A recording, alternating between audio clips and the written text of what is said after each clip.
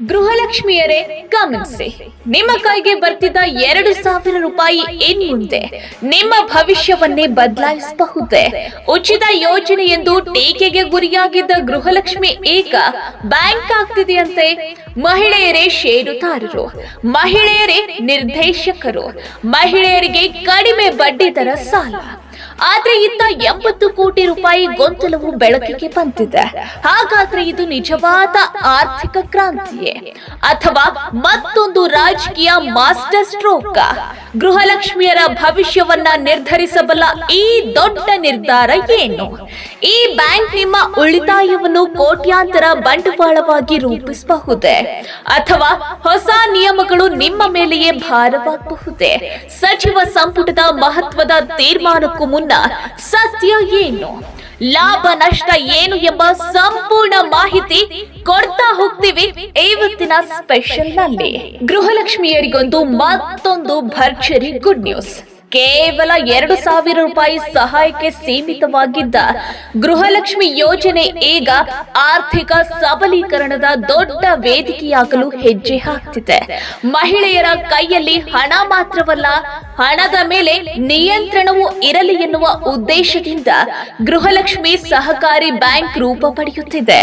ಇದು ಕೇವಲ ಒಂದು ಬ್ಯಾಂಕ್ ಸ್ಥಾಪನೆ ಅಲ್ಲ, ಉಚಿತ ಯೋಜನೆ ಎಂಬ ಟೀಕೆಗೆ ಉತ್ತರವಾಗುವ, ಮಹಿಳೆಯರನ್ನು ಫಲಾನುಭವಿಗಳಿಂದ ನಿರ್ಧಾರಕಾರರನ್ನಾಗಿ ಮಾಡುವ ಹೊಸ ಆರ್ಥಿಕ ಕ್ರಾಂತಿಯ ಪ್ರಾರಂಭವೇ ಆಗಬಹುದೆಂಬ ನಿರೀಕ್ಷೆ ಮೂಡಿಸಿದೆ.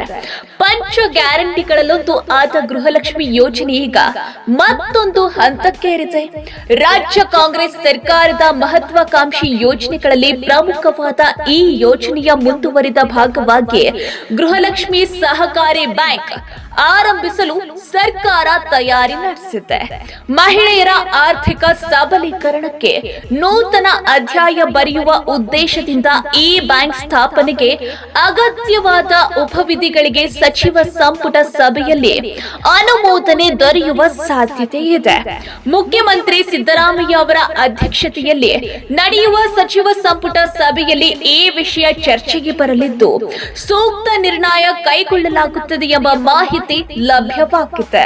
ಇದು ಕೇವಲ ಬ್ಯಾಂಕ್ ಸ್ಥಾಪನೆಯ ವಿಚಾರವಲ್ಲ, ಮಹಿಳೆಯರ ಕೈಯಲ್ಲಿ ಆರ್ಥಿಕ ಶಕ್ತಿ ಕೇಂದ್ರೀಕರಿಸುವ ದೊಡ್ಡ ಪ್ರಯತ್ನವೆಂದು ಸರ್ಕಾರ ವಿಶ್ಲೇಷಿಸುತ್ತಿದೆ. ಗೃಹಲಕ್ಷ್ಮಿ ಯೋಜನೆಯಡಿ 2,000 ರೂಪಾಯಿ ಪಡೆಯುತ್ತಿರುವ ಮಹಿಳೆಯರಿಗೆ ಈಗ ಉಳಿತಾಯ, ಹೂಡಿಕೆ, ಸಾಲ ಎಂಬ ಪೂರ್ಣ ಆರ್ಥಿಕ ಚಕ್ರವನ್ನು ನಿರ್ಮಿಸಲು ವೇದಿಕೆ ಒದಗಿಸಲಾಗುತ್ತಿದೆ. ಸಂಘದ ಉಪವಿಧಿಗಳು ಸಹಕಾರ ಸಂಘದ ಸಂವಿಧಾನದಂತೆ ಕಾರ್ಯನಿರ್ವಹಿಸಲಿದ್ದು, ಸದಸ್ಯತ್ವವನ್ನು ಗೃಹಲಕ್ಷ್ಮಿ ಯೋಜನೆಯ ಫಲಾನುಭವಿಗಳಿಗೆ ಮಾತ್ರ ನೀಡಲಾಗುತ್ತಿದೆ. ಸದಸ್ಯರಿಂದ ಸಂಗ್ರಹಿಸುವ ಷೇರು ಮೊತ್ತ ಮತ್ತು ಸರ್ಕಾರದಿಂದ ದೊರೆಯುವ ಆರಂಭಿಕ ನೆರವು ಈ ಬ್ಯಾಂಕ್ನ ಮೂಲ ಬಂಡವಾಳವಾಗಲಿದೆ. ಈ ಬ್ಯಾಂಕ್ ಸಂಪೂರ್ಣವಾಗಿ ಮಹಿಳೆಯರಿಂದಲೇ ನಿರ್ವಹಿಸಲ್ಪಡುತ್ತದೆ. ಮಹಿಳೆಯರೇ ಷೇರುದಾರರು, ಮಹಿಳೆಯರೇ ನಿರ್ದೇಶಕರು, ಮಹಿಳೆಯರೇ ಫಲಾನುಭವಿಗಳು. ಪ್ರಜಾಪ್ರಭುತ್ವ ಮಾದರಿಯ ಆಡಳಿತ ಮಂಡಳಿ ರಚನೆಯಾಗಲಿದೆ. ಬ್ಯಾಂಕ್ ವೈಯಕ್ತಿಕ ಸಾಲಗಳಿಗೆ ಆದ್ಯತೆ ನೀಡಲಿದ್ದು, ಅತಿ ಕಡಿಮೆ ಬಡ್ಡಿ ದರದಲ್ಲಿ ಕಿರು ಸಾಲ ವಿತರಣೆ ಮಾಡುವ ಯೋಜನೆ ರೂಪಿಸಲಾಗಿದೆ. ರಾಷ್ಟ್ರೀಕೃತ ಬ್ಯಾಂಕ್ಗಳಿಗೆ ಸರಿಸಮನಾದ ಬಡ್ಡಿ ದರ, ಖಾಸಗಿ ಹಣಕಾಸು ಸಂಸ್ಥೆಗಳಿಗಿಂತ ಕಡಿಮೆ ಬಡ್ಡಿ ದರ ವಿಧಿಸಲಾಗುತ್ತದೆ ಎನ್ನಲಾಗಿದೆ. ಸಹಕಾರ ಸಂಘವು ಕೇವಲ ಸಾಲ ನೀಡುವ ಬ್ಯಾಂಕ್ ಆಗಿರದೆ ಬಹುಮುಖ ಕಾರ್ಯಕ್ಷಮತೆ ಹೊಂದಿರಲಿದೆ. ಸಣ್ಣ ಉಳಿತಾಯ ಪ್ರೋತ್ಸಾಹ, ಹೈನುಗಾರಿಕೆ, ಹೊಲಿಗೆ, ಸಣ್ಣ ಉದ್ದಿಮೆಗಳು, ಕುಶಲಕರ್ಮಿ ವೃತ್ತಿಗಳು ಆರಂಭಿಸಲು ತಾಂತ್ರಿಕ ಹಾಗೂ ಆರ್ಥಿಕ ನೆರವು ನೀಡುವ ಯೋಜನೆ ಇದೆ. ಮಹಿಳಾ ಸ್ವಸಹಾಯ ಗುಂಪುಗಳ ಉತ್ಪನ್ನಗಳಿಗೆ ಮಾರುಕಟ್ಟೆ ಒದಗಿಸುವ ಪ್ರಯತ್ನ ಕೂಡ ಇರಲಿದೆ. ಸದಸ್ಯರಿಗೆ ಆರೋಗ್ಯ ವಿಮೆ ಮತ್ತು ಸಾಮಾಜಿಕ ಭದ್ರತಾ ಯೋಜನೆಗಳ ಲಾಭ ನೀಡುವ ಬಗ್ಗೆ ನಿಯಮಾವಳಿ ರೂಪಿಸುವ ಸಾಧ್ಯತೆ ಇದೆ ಎಂದು ಮೂಲಗಳು ತಿಳಿಸಿವೆ. ಆರ್ಥಿಕವಾಗಿ ಇದರ ಪರಿಣಾಮ ಬಹಳ ದೊಡ್ಡದಾಗಿರಲಿದೆ. ರಾಜ್ಯದಲ್ಲಿ ಸುಮಾರು 1.28 ಕೋಟಿ ಮಹಿಳೆಯರು ಗೃಹಲಕ್ಷ್ಮಿ ಫಲಾನುಭವಿಗಳಾಗಿ ನೋಂದಾಯಿಸಿಕೊಂಡಿದ್ದಾರೆ. ಆರಂಭದಲ್ಲಿ 1.31 ಕೋಟಿ ಮಹಿಳೆಯರು ನೋಂದಾಯಿಸಿಕೊಂಡಿದ್ರು. ಆದಾಯ ತೆರಿಗೆ, ಜಿಎಸ್ಟಿ ಪಾವತಿ ಮುಂತಾದ ಮಾನದಂಡ ಮಾನದಂಡಗಳ ಆಧಾರದಲ್ಲಿ ಅನರ್ಹರನ್ನು ತೆಗೆದುಹಾಕಲಾಗಿದೆ.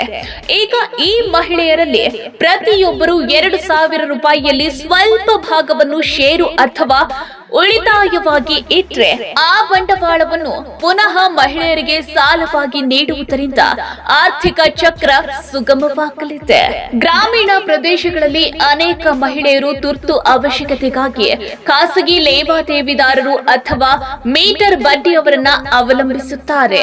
ಗೃಹಲಕ್ಷ್ಮಿ ಸಹಕಾರಿ ಬ್ಯಾಂಕ್ ಅಸ್ತಿತ್ವಕ್ಕೆ ಬಂದ್ರೆ ಮಹಿಳೆಯರು ಗೌರವಯುತವಾಗಿ ಪಾರದರ್ಶಕವಾಗಿ ಸಾಲ ಪಡೆಯಲು ಸಾಧ್ಯವಾಗುತ್ತದೆ.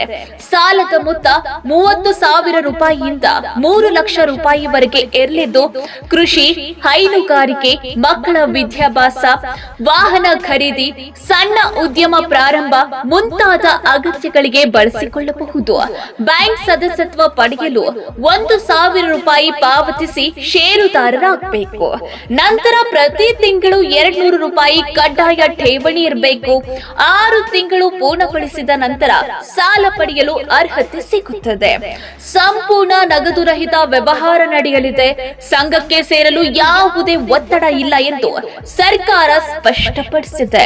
ರಾಜಕೀಯವಾಗಿ ನೋಡಿದ್ರೆ 2023ರ ವಿಧಾನಸಭಾ ಚುನಾವಣೆಯಲ್ಲಿ ಪಂಚ ಗ್ಯಾರಂಟಿಗಳ ಘೋಷಣೆ ಕಾಂಗ್ರೆಸ್ಗೆ ಭರ್ಜರಿ ಜಯ ತಂದುಕೊಟ್ಟಿತ್ತು. ಮಹಿಳಾ ಮತದಾರರು ಈ ಜಯದಲ್ಲಿ ಪ್ರಮುಖ ಪಾತ್ರ ವಹಿಸಿದ್ದಾರೆ. ಈಗ ಸಹಕಾರಿ ಬ್ಯಾಂಕ್ ಸ್ಥಾಪನೆಯ ಮೂಲಕ ಮಹಿಳಾ ಮತ ಬ್ಯಾಂಕ್ ಅನ್ನು ಇನ್ನಷ್ಟು ಬಲಪಡಿಸುವ ಪ್ರಯತ್ನವನ್ನೇ ಸರ್ಕಾರ ಮಾಡುತ್ತಿದೆ ಎಂಬ ವಿಶ್ಲೇಷಣೆ ರಾಜಕೀಯ ವಲಯದಲ್ಲಿ ಕೇಳಿ ಬರ್ತಿದೆ. ಪಕ್ಷಗಳು ಗ್ಯಾರಂಟಿ ಯೋಜನೆಗಳನ್ನ ಉಚಿತ ಯೋಜನೆಗಳೆಂದು ಟೀಕಿಸುತ್ತಿರುವಾಗ ಉಚಿತವಲ್ಲ ಸಬಲೀಕರಣ ಎಂಬ ನಿಲುವು ತಾಳಲು ಈ ಬ್ಯಾಂಕ್ ದೊಡ್ಡ ಆಯುಧವಾಗಬಹುದು. ಆದರೆ ಮತ್ತೊಂದು ಪ್ರಮುಖ ಅಂಶವೂ ಇದೆ. ಇತ್ತೀಚಿನ ಮಾಹಿತಿಯ ಪ್ರಕಾರ ಸುಮಾರು 1.5 ಲಕ್ಷ ಮೃತ ಫಲಾನುಭವಿಗಳ ಖಾತೆಗಳಿಗೆ ಹಣ ಜಮಾ ಆಗಿರುವುದು ಬೆಳಕಿಗೆ ಬಂದಿದೆ. ಸುಮಾರು 79ರಿಂದ 80 ಕೋಟಿ ರೂಪಾಯಿ ಅವಶೇಷಿತವಾಗಿರುವುದು ಚರ್ಚೆಗೆ ಕಾರಣವಾಗಿದೆ. 2.30 ಲಕ್ಷ ಖಾತೆಗಳು ಬ್ಲಾಕ್ ಆಗಿದ್ದು ಇದುವರೆಗೆ 2.30 ಕೋಟಿ ರೂಪಾಯಿ ಮಾತ್ರ ವಾಪಸ್ಸು ಪಡೆದಿದ್ದಾರೆ ಎನ್ನಲಾಗಿದೆ. ಜೀವಿತಾವಧಿ ಪ್ರಮಾಣ ಪತ್ರ ಕಡ್ಡಾಯ ಮಾಡುವ ಬಗ್ಗೆ ಸರ್ಕಾರ ಪರಿಶೀಲನೆ ನಡೆಸುತ್ತಿದೆ. ಪಿಂಚಣಿದಾರರಂತೆ ವರ್ಷಕ್ಕೊಮ್ಮೆ ಲೈಫ್ ಸರ್ಟಿಫಿಕೇಟ್ ಸಲ್ಲಿಸುವ ನಿಯಮ ಜಾರಿಗೆ ಬರುವ ಸಾಧ್ಯತೆ ಇದೆ. ಮುಖ್ಯಮಂತ್ರಿ ಸಿದ್ದರಾಮಯ್ಯ ಈ ಕುರಿತು ಮುಖ್ಯ ಕಾರ್ಯದರ್ಶಿಗೆ ಸೂಚನೆ ನೀಡಿರುವುದಾಗಿ ತಿಳಿದು ಬಂದಿದೆ. ಇದರಿಂದ ಯೋಜನೆಯಲ್ಲಿ ಪಾರದರ್ಶಕತೆ ಹೆಚ್ಚಲಿದೆ ಎನ್ನಲಾಗ್ತಿದೆ. ಫಲಾನುಭವಿಯ ಮರಣದ ಸಂದರ್ಭದಲ್ಲಿ ಮುಂದಿನ ಹಿರಿಯ ಮಹಿಳೆಗೆ ಲಾಭ ವರ್ಗಾವಣೆಯ ವ್ಯವಸ್ಥೆ ಮಾಡಲು ಸರ್ಕಾರ ಚಿಂತನೆ ನಡೆಸುತ್ತಿದೆ. ಸದ್ಯಕ್ಕೆ ಅಧಿಕೃತ ಆದೇಶ ಬಂದಿಲ್ಲ. ಆದ್ರಿಂದ ವದಂತಿಗಳಿಗೆ ಕಿವಿಗೊಡಬೇಡಿ ಎಂದು ಅಧಿಕಾರಿಗಳು ತಿಳಿಸಿದ್ದಾರೆ. ಇನ್ನೊಂದೆಡೆ ಗ್ಯಾರಂಟಿ ಯೋಜನೆಗಳ ಬಗ್ಗೆ ಸರ್ಕಾರದೊಳಗೆ ಚರ್ಚೆಗಳು ನಡೆದಿವೆ. ಡಿಸಿಎಂ ಡಿಕೆ ಶಿವಕುಮಾರ್ ಹಾಗೂ ಸಿಎಂ ಸಿದ್ದರಾಮಯ್ಯ ಗ್ಯಾರಂಟಿಗಳು ಸರ್ಕಾರದ ಮೇಲೆ ಆರ್ಥಿಕ ಹೊರೆ ತಂದಿವೆ ಎಂದು ಒಪ್ಪಿಕೊಂಡಿದ್ರು. ಸಚಿವ ದಿನೇಶ್ ಗುಂಡೂರಾವ್ ಕೂಡ ಬಜೆಟ್ ಒತ್ತಡದ ಬಗ್ಗೆ ಹೇಳಿಕೆ ನೀಡಿದ್ರು. ವಿರೋಧ ಪಕ್ಷ ಭಾರತೀಯ ಜನತಾ ಪಾರ್ಟಿ ಸರ್ಕಾರ ಸ್ಪಷ್ಟನೆ ನೀಡಬೇಕು ಎಂದು ಒತ್ತಾಯಿಸುತ್ತಿದೆ. ಕೇಂದ್ರ ಸಚಿವ ಎಚ್.ಡಿ. ಕುಮಾರಸ್ವಾಮಿ ಕೂಡ ಸಾರ್ವಜನಿಕ ಹಣದ ಬಳಕೆ ಕುರಿತು ಪ್ರಶ್ನೆ ಎತ್ತಿದ್ದಾರೆ. ಇದಲ್ಲದೆ ಗೃಹಲಕ್ಷ್ಮಿ ಸಹಕಾರಿ ಬ್ಯಾಂಕ್ ಸ್ಥಾಪನೆಯು ಮಹಿಳೆಯರ ಆರ್ಥಿಕ ಶಿಸ್ತಿನತ್ತ ಮಹತ್ವದ ಹೆಜ್ಜೆಯಾಗಲಿದೆ.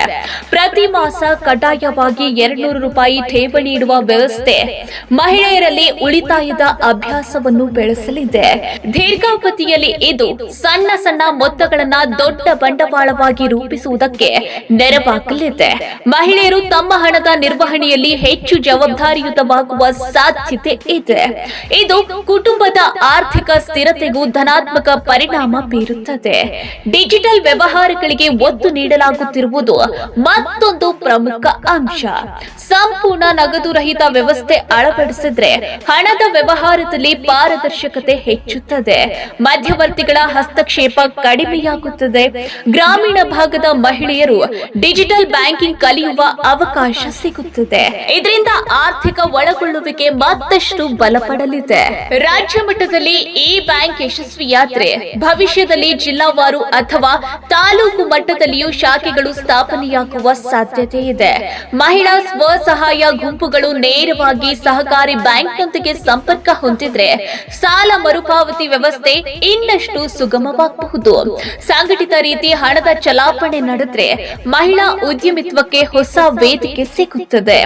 ಸಾಮಾಜಿಕವಾಗಿ ನೋಡಿದ್ರೆ ಮಹಿಳೆಯರೇ ಆಡಳಿತ ಮಂಡಳಿಯಲ್ಲಿ ಭಾಗಿಯಾಗಿರುವುದರಿಂದ ನಾಯಕತ್ವ ಸಾಮರ್ಥ್ಯ ಬೆಳೆಸಿಕೊಳ್ಳಲು ಅವಕಾಶ ಸಿಗುತ್ತದೆ. ಗ್ರಾಮೀಣ ಹಾಗೂ ನಗರ ಪ್ರದೇಶಗಳಲ್ಲಿ ಮಹಿಳಾ ಪ್ರತಿನಿಧಿತ್ವ ಹೆಚ್ಚಾಗುತ್ತದೆ. ನಿರ್ಧಾರ ಕೈಗೊಳ್ಳುವ ಪ್ರಕ್ರಿಯೆಯಲ್ಲಿ ಮಹಿಳೆಯರ ಪಾಲ್ಗೊಳ್ಳುವಿಕೆ ಹೆಚ್ಚಾದ್ರೆ ಕುಟುಂಬ ಹಾಗೂ ಸಮುದಾಯದ ಅಭಿವೃದ್ಧಿಯು ವೇಗವಾಗಲಿದೆ. ಇದು ಕೇವಲ ಬ್ಯಾಂಕ್ ಯೋಜನೆ ಅಲ್ಲ, ಸಮಾಜದಲ್ಲೇ ಮನೋಭಾವ ಬದಲಿಸುವ ಪ್ರಯತ್ನವೆಂದು ಹೇಳಬಹುದು. ಆದಾಗ್ಯೂ ಈ ಯೋಜನೆಯ ಯಶಸ್ಸು ಸಂಪೂರ್ಣವಾಗಿ ಜಾರಿಯ ಪಾರದರ್ಶಕತೆ ಮತ್ತು ಶಿಸ್ತುಬದ್ಧ ನಿರ್ವಹಣೆಯ ಮೇಲೆಯೇ ಅವಲಂಬಿತವಾಗಿದೆ.